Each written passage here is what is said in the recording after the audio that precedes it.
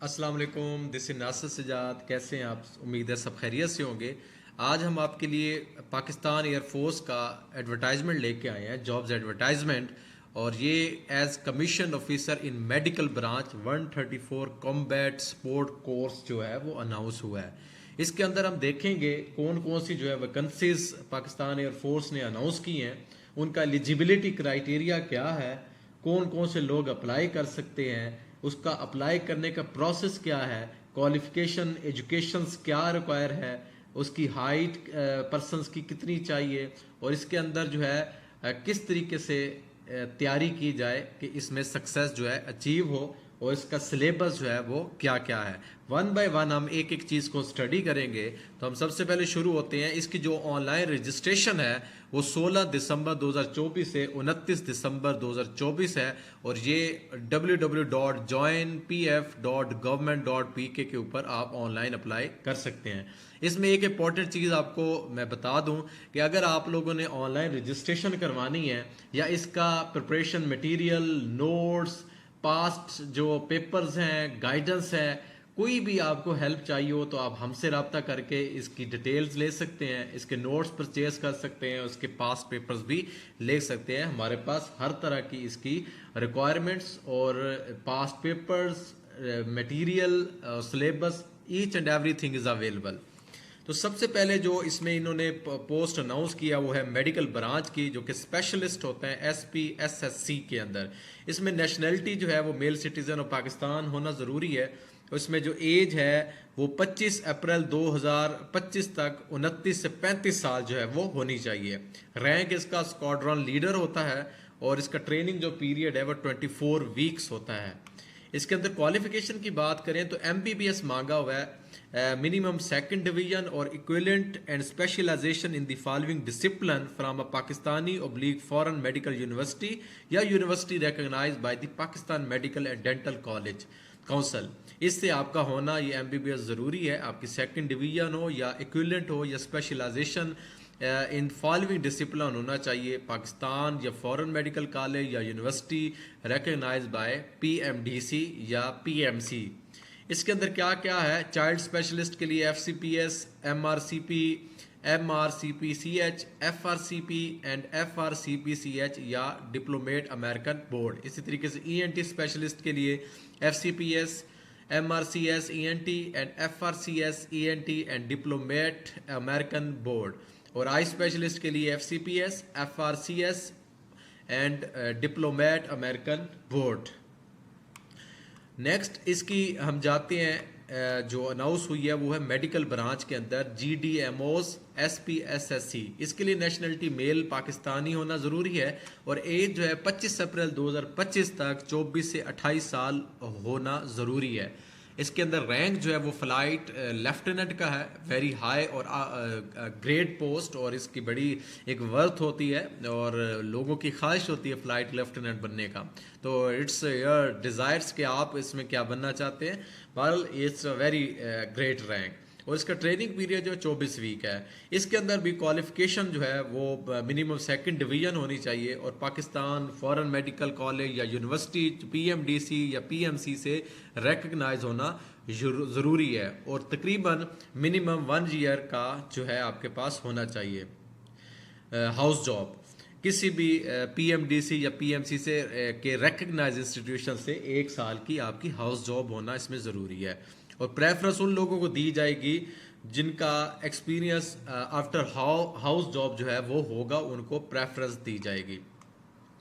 इसके अंदर नेक्स्ट जो है वो मेडिकल ब्रांच डेंटल सर्जन की SPSSC जो है वो पोस्ट है। ये मेल सिटीजन पाकिस्तान होना ज़रूरी है। एज 25 अप्रैल तक 2025 तक 23 से 28 साल हो, और रैंक इसमें भी फ्लाइट लेफ्टिनेंट का है, और ट्रेनिंग पीरियड जो है 24 वीक्स का है। इसके अंदर जो क्वालिफिकेशन है वो BDS मांगा हुआ है, सेकंड डिवीजन के साथ, या इक्विवेलेंट पाकिस्तान या फॉरेन मेडिकल कॉलेज या university recognize by Pakistan medical and dental college से हो। तकरीबन 1 साल का हाउस जॉब किसी भी PMDC या PMC के इंस्टीट्यूट से रिकॉग्नाइज होना ज़रूरी है। अच्छा, मज़ीद इसके अंदर हम जो है वो देखते हैं इसका सिलेक्शन क्राइटेरिया क्या है। कैंडिडेट के पास जो है वो नादरा स्मार्ट कार्ड जो है वो होना ज़रूरी है। इसमें एक चीज़ आप नोट कर लें, अगर आपके पास स्मार्ट कार्ड नहीं होगा तो आप अप्लाई नहीं कर सकें। पाकिस्तान एयरफोर्स जो है वो स्मार्ट कार्ड को ही एक्सेप्ट करता है, आपका जो दूसरा कार्ड है वो एक्सेप्ट नहीं होगा। इसका सिलेक्शन प्रोसीजर क्या है, आपने ऑनलाइन रजिस्ट्रेशन करनी है www.joinpf.governmentpk के ऊपर, और इसके बाद उसका इंटेलिजेंस टेस्ट होगा, academic test in relevant subject at respective IC। जो आपके रेलिवेंट सब्जेक्ट्स होंगे उसके बाद आपका एक इंटेलिजेंस टेस्ट लिया जाएगा, वो पास करना ज़रूरी होगा। उसके बाद इनिशियल मेडिकल एग्जामिनेशन होता है और इंटरव्यूज़ होते हैं इस पोस्ट के। अच्छा, इसके अंदर इंपॉर्टेंट चीज़ है कि इसके अंदर जो फिजिकल टेस्ट भी होते हैं, आपका रनिंग जो है वो 1 माइल होना ज़रूरी है। 8 मिनट के अंदर 1 माइल रनिंग करनी होती है, और पुशअप 15 लगाने होते हैं 2 मिनट्स के अंदर, और सिटअप्स जो है वो 20 लगाने होते हैं 2 मिनट्स के अंदर। इसी तरीके से चिन अप्स जो है वो 3 लगाने होते हैं 2 मिनट्स के अंदर। तो ये इंपॉर्टेंट है, ये आप पास करेंगे तो आप आगे प्रोसीड हो सकेंगे। इसके बाद फिर साइकोलॉजिकल टेस्ट होते हैं शॉर्ट लिस्टेड कैंडिडेट्स के, जो ये क्लियर करते हैं उनके साइकोलॉजिकल टेस्ट होते हैं। फिर उसके बाद इंटरव्यू होता है, फर्स्ट AHQ सिलेक्शन बोर्ड में होता है, उसके बाद फाइनल मेडिकल एग्जामिनेशन होता है एट CMB लाहौर के अंदर। उसके बाद इंटरव्यू होता है, फाइनल इंटरव्यू जिसे कहते हैं AHQ सिलेक्शन बोर्ड में, और उसके बाद फाइनल सिलेक्शन होती है by AHQ in order of merit. Merit की बेस पे ये सारी सिलेक्शन जो है वो होती हैं।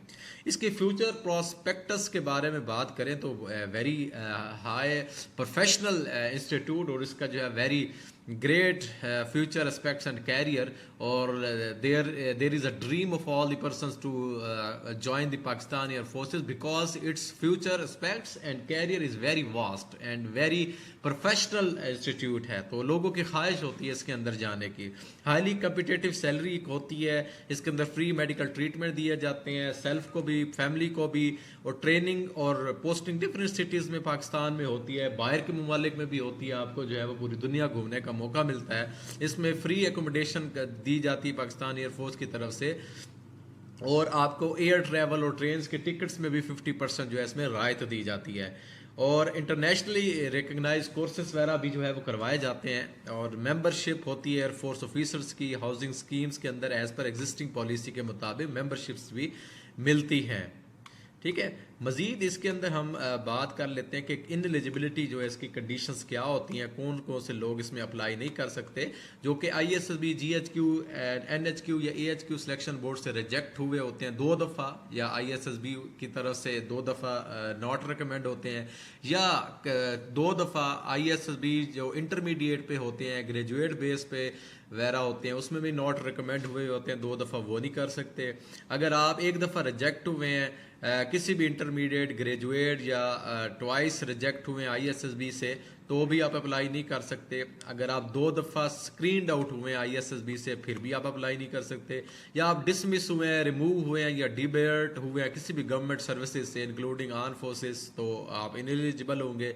अगर आपने पिछले 4 मंथ के अंदर अंदर जो है गैप के अंदर आपने कोई टेस्ट वगैरह दिए हैं ISSB के, और आपने दोबारा अप्लाई कर दिया, तो फिर आप इसके लिए भी इनएलिजिबल नहीं होंगे। तकरीबन 120 दिन will not be applicable to candidate appearing in GHQ। ठीक है, 120 दिन का वक्फा होना उसमें ज़रूरी है। अगर आप किसी भी कोर्ट ऑफ लॉ में आपको कोई केसेस वगैरह चल रहे हैं, तो तब भी आप इनएलिजिबल हैं, आप अप्लाई ना कीजिएगा। या आप परमानेंटली डिक्लेयर्ड अनफिट हुए हैं किसी भी मेडिकल बोर्ड से, तो भी आप इनएलिजिबिलिटी कंडीशंस में आएंगे। ठीक है, अगर आप किसी भी बॉन्डेड आर्म फोर्सेस के जो बॉन्ड्स करवाए जाते हैं उसमें से आप विड्रॉन हुए हैं, तो भी अनएलिजिबल होंगे। या आपने पाकिस्तान आर्म फोर्सेस के किसी भी एकेडमी से, ऑफिसर्स ट्रेनिंग से या जॉब से आपने रिज़ाइन किया, तो तब भी आप इनएलिजिबल होंगे। ठीक है, और तकरीबन 3 दफ़ा जो है आर्मी, नेवी, एयरफोर्स से आप जो है वो स्क्रीन आउट हुए हैं, फिर भी आप इनएलिजिबल होंगे। इसमें मज़ीद हम टेस्टिंग की बात कर लेते हैं। तो इसके जो following TF information selection centres हैं उसमें डिटेल दी हुई है। एबटाबाद, फैसलाबाद, हैदराबाद, कराची, लाहौर, मुल्तान, कराची, मुजफ्फराबाद, मियाँ वाली, पेशावर, कोयटा, रावलपिंडी, सक्कर, गिलगित, इनके अंदर इनके मेडिकल सेंटर जो हैं वो अवेलेबल हैं। तो ये सारा पाकिस्तान एयरफोर्स की जो है वो पूरे एडवर्टाइजमेंट को मैंने आप बड़ी डिटेल से आपके साथ जो है वो डिस्कस किया है। तो इसमें आप ज़रूर अप्लाई करें, और आपको किसी तरह की कोई रहनुमाई आगाही चाहिए हो तो हमसे रब्ता करके इसकी डिटेल ले सकते हैं। हम आपकी खिदमत के लिए हर वक्त जो है वो हाजिर है। उम्मीद है आज की वीडियो बहुत अच्छी लगी होगी। मज़ीद वीडियोज़ देखने के लिए हमसे रब्ता करें और हमारे व्हाट्सएप, फेसबुक और यूट्यूब चैनल को भी सब्सक्राइब करें। Thank you so much. अल्लाह हाफिज़। अपना बहुत ख्याल रखें।